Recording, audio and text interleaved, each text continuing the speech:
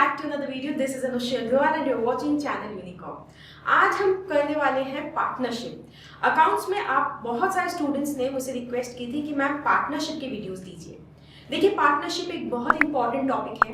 100 marks के accounts के paper में 10 नंबर का श्योर क्वेश्चन आपको पार्टनरशिप से मिलता है। तो मैं इस वीडियो में आपको पार्टनरशिप के बेसिक्स बताऊंगी कि किस तरीके से आप एग्जाम में क्वेश्चन को अप्रोच करोगे। नेक्स्ट वीडियो आपको कौन से टॉपिक पे चाहिए मुझे जल्दी कमेंट सेक्शन में लिख के बताना और अपनी प्रेजेंस जरूर मार्क करना, ताकि मुझे पता रहे कि हमारे वीडियोस कौन कौन देख रहे हैं और आपको इन वीडियो से हेल्प हो रही है या नहीं।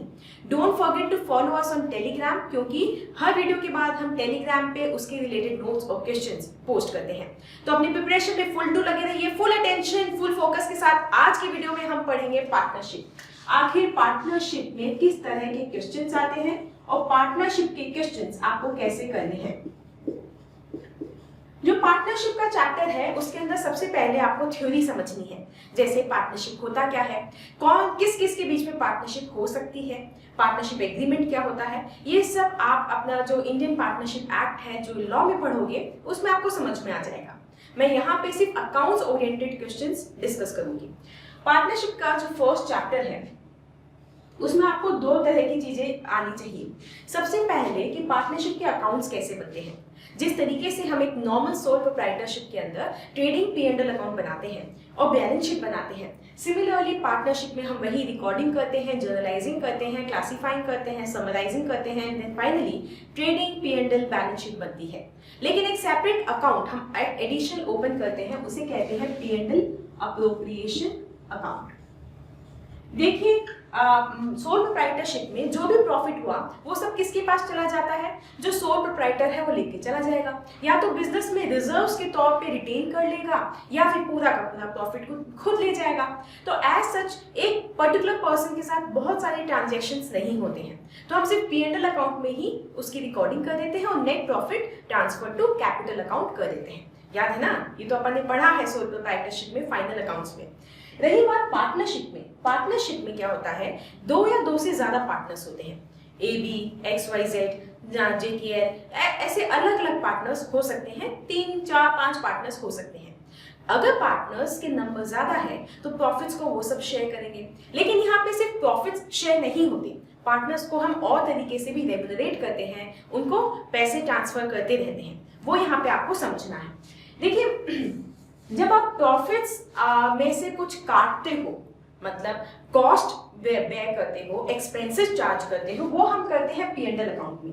P&L अकाउंट में आप मेंशन करते हो एक्सपेंसेस जो आपने चार्ज किए हैं, ठीक है। लेकिन जब आपके जो प्रॉफिट्स निकल गए हैं उस प्रॉफिट्स को आपस में बांटते हो, उसे हम कहते हैं अप्रोप्रिएशन। मतलब प्रॉफिट्स को अप्रोप्रिएट करना, प्रॉफिट्स को एक तरीके से यूज करना। तो जितना आपने रिजर्व में ट्रांसफर किया और पार्टनर्स में जितना बांटा वो सब हम P&L अप्रोप्रिएशन में दिखाते हैं। तो P&L अकाउंट में हमें निकलता है net profit, trading account gives you gross profit, P&L account gives you net profit and P&L appropriation account basically divides the profit, कि आपने ये जो प्रॉफिट निकला उसको कैसे यूज किया। ये समझ में आया? अब ध्यान से मेरी बात समझना। सेम उसी फॉर्मेट में बनेगा जैसे आपका P&L अकाउंट बनता है। Net profit from P&L account यहाँ पे आ जाएगा क्रेडिट साइड में। जिस तरीके से आप ट्रेडिंग से P&L में ग्रॉस प्रॉफिट लेके आते हो, वैसे ही P&L से P&L अप्रोप्रिएशन में नेट प्रॉफिट लेकर आओगे। एंट्री हो जाएगी बाय P&L अकाउंट, खत्म काम, बाय P&L और नेट प्रॉफिट। अब यहाँ पे ये समझो कि क्या क्या चीजें यहाँ पे लेफ्ट साइड में P&L अप्रोप्रिएशन अकाउंट में आ सकती है। मतलब किन किन चीजों को आप P&L अकाउंट में हम किन किन चीजों को अप्रोप्रिएशन ऑफ प्रॉफिट कहते हैं, ना कि चार्ज अगेंस्ट प्रॉफिट कहते हैं। ये समझने की बात है। सबसे पहला, जो भी रिजर्व्स में पैसा ट्रांसफर होता है, रिजर्व्स आपके लिए कोई खर्चा नहीं है, प्रोविजन एक खर्चा होता है, लेकिन रिजर्व आपके लिए कोई खर्चा नहीं है। आपने पैसे साइड में रखे हैं किसी चीज के लिए जो अनएक्सपेक्टेड है, अनसर्टेन है और फिक्स नहीं है, पता नहीं क्या है ना। जर्नल रिजर्व हमारे पास एक्स्ट्रा पैसा था, बिजनेस एक्सपेंशन के लिए हमने साइड में रख लिया कि जरूरत पड़ेगी तो यूज कर लेंगे, वो रिजर्व कहलाते हैं। वो P&L का मतलब नेट प्रॉफिट का एक तरीके से अप्रोप्रिएशन है। क्लियर? और क्या होता है, इंटरेस्ट ऑन कैपिटल। जो भी पार्टनर्स, एक एक बात को ध्यान से सुनना यहाँ पे, क्योंकि एक एक बात पे आपको क्वेश्चन मिल सकता है। जो पार्टनर्स ने कैपिटल इन्वेस्ट किया है आपके बिजनेस में, उन पार्टनर्स को आप उन कैपिटल के बदले इंटरेस्ट दे रहे हो। सिंपल सी बात है मैम, हम सोल प्रोप्राइटर को भी देते थे, यहाँ पे भी देते हैं। अब मेरी बात ध्यान से सुनना, जब पार्टनर्स ने आपस में मिलके डीड साइन की, जिसे हम पार्टनरशिप डीड कहते हैं, जो एग्रीमेंट साइन किया, वो उस एग्रीमेंट में, उस डीड में हम सारे टर्म्स एंड कंडीशंस लिख देते हैं, ताकि बाद में जाके उनमें कोई झगड़ा ना हो कि इसने ज्यादा इंटरेस्ट ले लिया या इसको ज्यादा सैलरी दे दी, ज्यादा रेम्युनरेशन दे दिया, ये सब चीजें ना हो। इसलिए हम क्या करते हैं, उस डीड में लिख देते हैं। तो यहाँ पे कितना इंटरेस्ट आएगा, जितना डीड में मेंशन्ड है।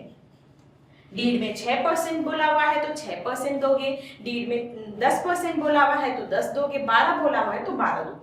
लेकिन मैम अगर डीड में कुछ भी नहीं बोला हुआ, अगर डीड में बोला हुआ है कि there is no interest on capital, तो नहीं दोगे। लेकिन कुछ बोला हुआ ही नहीं है, मतलब the deed is silent about interest on capital, in that case what will you do?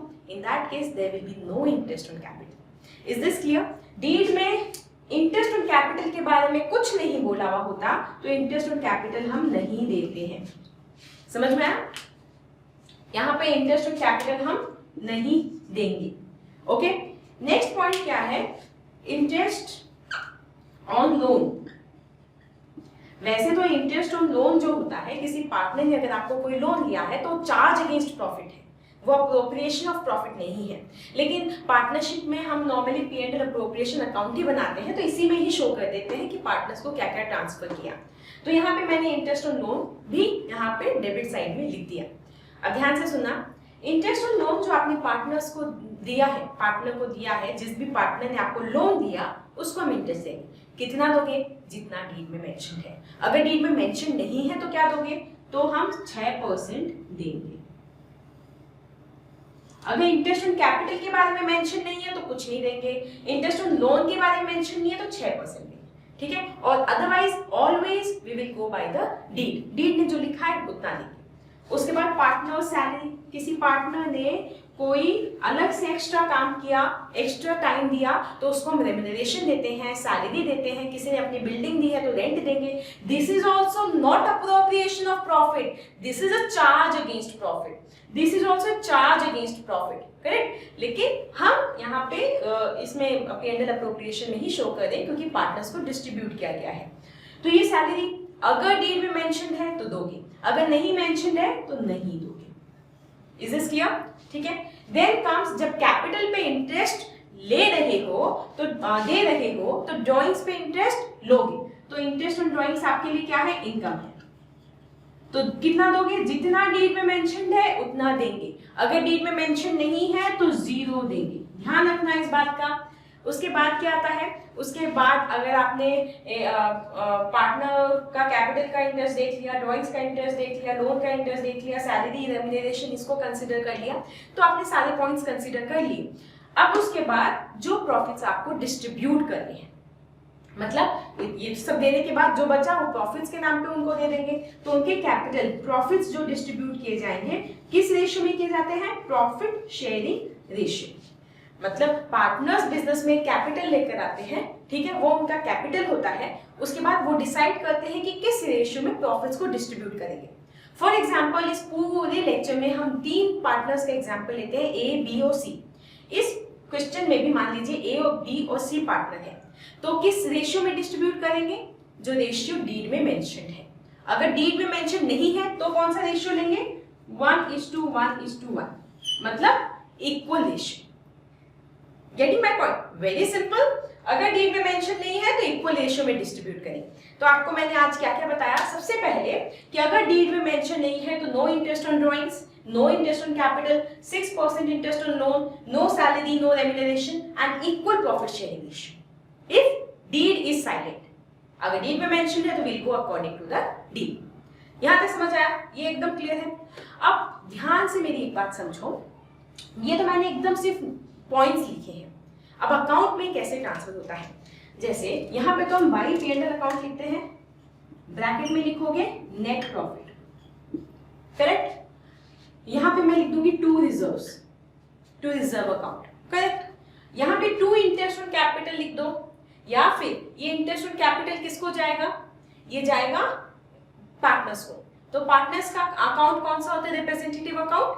Partners capital account. तो डायरेक्टली लिख दो to partners capital account, bracket में लिख दो interest on capital. Interest on loan भी किसको जा रहा है? अगर पार्टनर विड्रॉ कर रहा है तो अलग बात है, उसका लोन अकाउंट में अक्रू कर रहे हो तो अलग बात है, अदरवाइज पार्टनर के कैपिटल अकाउंट में चला जाएगा।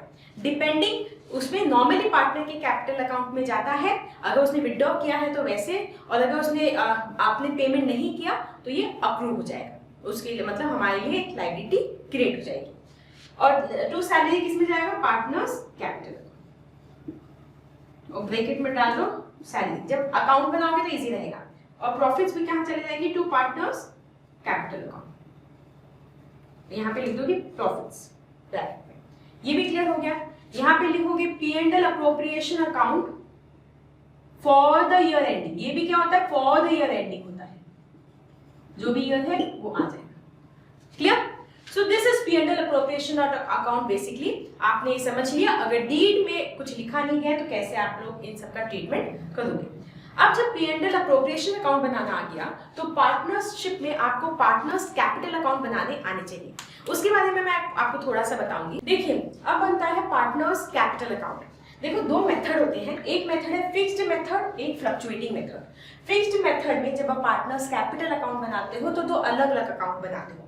समझो जैसे हम बैंक में हमारे अकाउंट खोलते हैं, एक करंट अकाउंट होता है जिसमें हम हमारे रेगुलर ट्रांजैक्शंस रिकॉर्ड होते हैं। जैसे एक कोई भी बिजनेस होता है वो एक करंट अकाउंट करता है, क्योंकि फ्रीक्वेंसी ऑफ ट्रांजैक्शन बहुत ज्यादा होती है दिन में। किसी से पैसा रिसीव हुआ, किसी को पैसा हमने पेमेंट किया है, कुछ और एक्सपेंसेस का पेमेंट किया है, तो वो अकाउंट कहलाता है करंट अकाउंट। और एक अकाउंट होता है सेविंग्स अकाउंट, जिसमें हम ज्यादा ट्रांजेक्शन्स नहीं करते हैं, मतलब वो नॉर्मली उससे हम इंटरेस्ट लेते हैं और पैसे उसमें जमा करवा के रखते हैं, वो कहलाता है हमारा सेविंग्स अकाउंट। उसी तरीके से पार्टनर्स भी अगर फिक्स्ड मेथड से जा रहे हैं तो दो सेपरेट अकाउंट मेंटेन करेंगे।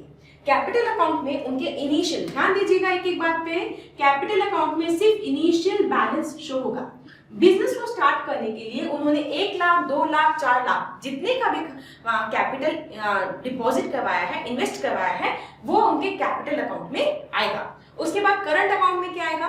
भाई करंट अकाउंट में उनके सारे ट्रांजैक्शंस आएंगे, जैसे उनकी ड्रॉइंग्स, उनकी इंटरेस्ट ऑन ड्रॉइंग्स, उनका इंटरेस्ट ऑन कैपिटल, उनको कोई सैलरी दिया तो सैलरी, और कोई प्रॉफिट्स हुआ तो प्रॉफिट्स। जो रेगुलर बेसिस पे जो ट्रांजैक्शंस हो रहे हैं वो सब करंट अकाउंट में करेंगे, और capital account will only show their initial balances. ये कहलाता है आपका फिक्स्ड मेथड के अंदर पार्टनर्स कैपिटल अकाउंट। कैसे बनेगा वो भी अच्छे से देख लो, बहुत सिंपल है। जैसे मान लो मैंने क्वेश्चन में बोला 3 पार्टनर हैं, तो ये आ जाएगी आपकी डेट, पर्टिकुलर्स, यहाँ पे पार्टनर ए, पार्टनर बी, पार्टनर सी, ये बन गया मेरा डेबिट साइड। ठीक है, इधर आ गया फिर से डेट, पर्टिकुलर्स, पार्टनर ए, बी और सी, ये हो गया आपका क्रेडिट साइड। करेक्ट, बहुत सिंपल है। जैसे अपन ने उधर देखा, मान लीजिए अगर मैं ये कैपिटल अकाउंट बना रही हूं तो it is partners capital account. ठीक है, कैपिटल अकाउंट में क्या होगा? उनकी इन्वेस्टमेंट डालेंगे, तो यहाँ क्या आ जाएगा? जो भी डेट को आया इन्वेस्टमेंट, बाई कैश और बैंक, और अगर उन्होंने कोई एसेट दिया है तो एसेट, और जितना रुपया डाला वो इधर आ जाएगा। ठीक है, पार्टनर्स कैपिटल अकाउंट में और कोई अपन नहीं कर रहे क्योंकि फिक्स्ड मेथड है, तो यहाँ पे क्या आ जाएगा? यहाँ पे आ जाएगा to balance carried down, same figure आ जाएगा और ये बैलेंस हो जाएगा। करेक्ट। इसी केस में करंट अकाउंट कैसे बनेगा? पार्टनर्स करंट अकाउंट जब मैं बनाऊंगी तो यहाँ पे मैं बाई में क्या क्या डालूंगी? जो मैंने उन्हें इंटरेस्ट दिया, और क्या डालूंगी? प्रॉफिट दिया, और क्या डालूंगी? कोई सैलरी दी, वो सब इधर आ जाएगी, है ना। और यहाँ पे टू साइड में क्या आ जाएगा? जो जो मैंने विड्रॉ किया, जैसे जो बैंक, जो मैंने ड्रॉइंग्स की वो इधर आ जाएगी, टू बैंक इधर आ गया। ठीक है, तो जो मैं उनसे अपन ने मान लीजिए उसके अलावा इंटरेस्ट ऑन ड्रॉइंग्स है, इंटरेस्ट ऑन ड्रॉइंग्स हम यहाँ से उनके अकाउंट में से काटेंगे, ये आ जाएगा, टू साइड में आ जाएगा। इंटरेस्ट ऑन ड्रॉइंग्स उनको पेमेंट करनी है तो उसका अकाउंट, इनका अकाउंट कम हो जाएगा, और फिर जो बैलेंस बचेगा वो इधर से टू बैलेंस कैरिड डाउन। समझे? तो पार्टनर्स कैपिटल अकाउंट कैसे बना, पार्टनर्स करंट अकाउंट कैसे बना फिक्स्ड मेथड में। अब सुनो क्या फ्लक्चुएटिंग मेथड क्या होता है। नॉर्मली क्वेश्चन में हम यही मेथड फॉलो करते हैं अनलेस अदरवाइज मेंशन्ड। मतलब उसमें क्या होता है, दोनों अकाउंट को मिला देते हैं। ऐसा कुछ नहीं है कि इनिशियल बैलेंसेस को अलग रखें, बाकी ट्रांजेक्शन्स अलग में दिखाएं, एक ही अकाउंट में सारे ट्रांजेक्शन्स दिखा देने हैं, टेंशन की बात नहीं है।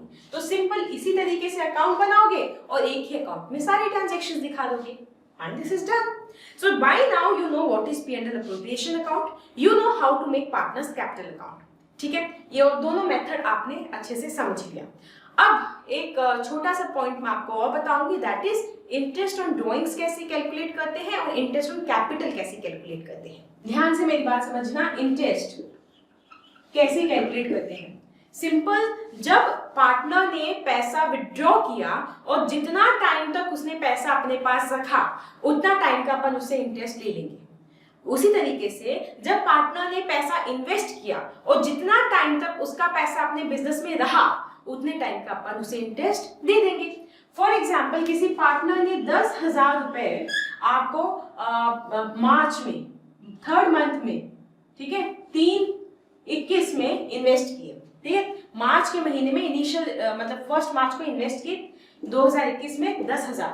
हमारा ईयर कौन सा है? Jan to December, accounting year Jan to December है। उसके बाद में उसने 20,000 दिए, तो मैं कैपिटल की बात कर रही हूँ यहाँ पे, दिए मान लीजिए 6 जून, मतलब जून 2021 में, और मान लीजिए फिर उसने 50,000 दिए अक्टूबर 2021 में। तो हम इसमें कैसे इंटरेस्ट कैलकुलेट करेंगे? 10,000 है ना मार्च में दिए, तो मार्च, अप्रैल, मई, जून, जुलाई, अगस्त, सितंबर, अक्टूबर, नवंबर, दिसंबर, कितने महीने हमने यूज किए? या 10 महीने। उसके बाद 20,000 दिए जून में, तो जून, जुलाई, अगस्त, सितंबर, अक्टूबर, नवंबर, दिसंबर, कितने महीने यूज किए? 7 महीने। तो 50,000 कब दिए? अक्टूबर में। अक्टूबर कितने महीने यूज किए? अक्टूबर, नवंबर, दिसंबर, 3 महीने। तो 10,000 पे 10 महीने का इंटरेस्ट, 20,000 पे 7 महीने का इंटरेस्ट और 50,000 पे 3 महीने का इंटरेस्ट हम उसको दे देंगे। Very simple. अब मैम कैसे निकालेंगे? मान लीजिए इंटरेस्ट की रेट दी हुई है 6%। कैसे करोगे? 10,000 इंटू 10/12 इंटू 6/100 ऐसे करें, तो एक एक का निकालना पड़ेगा। तो एक शॉर्टकट है, क्या करो? 10,000 इंटू 10 कितना हो गया? 1 लाख। 20,000 इंटू 7 कितना हो गया? 1,40,000। 50,000 इंटू 3 कितना हो गया? 1,50,000। इनका टोटल कर लो, कितना हो गया?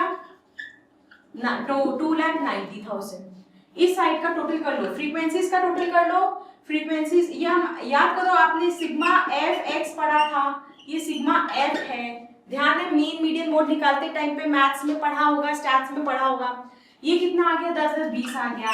तो मीडियन कैसे निकालते थे? Sigma F x divided by sigma F, कितना आ गया? 29, 2,90,000 डिवाइडेड बाय 20, ये 1 और 4 5 00, 14,500 हो गया।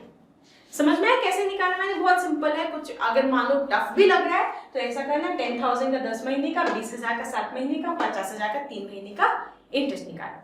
ये 6% ये पर एनम है, ये ध्यान रखोगे। छोटी छोटी बातों पे मैं स्ट्रेस कर रही हूँ क्योंकि यहाँ पे बच्चे गलती कर देते हैं। ठीक है, क्लियर है? ड्राइंग्स में क्या करते हैं? ड्राइंग्स में बस यही करते हैं बच्चा लोग। ये अगर मान लो 10,000 उसने 3 मतलब मार्च 2021 में विड्रॉ किए, 20,000 जून 2021 में विड्रॉ किए, 50,000 अक्टूबर 2021 में विड्रॉ किए, तो सेम तरीके से ये इंटरेस्ट ऑन ड्राइंग्स निकल जाता है। क्लियर? बहुत सिंपल तरीके से मैंने ब्रीफ में आपको ये चैप्टर समझाने की कोशिश की है ताकि आप इसको थोड़ा बहुत सॉल्व कर पाओ।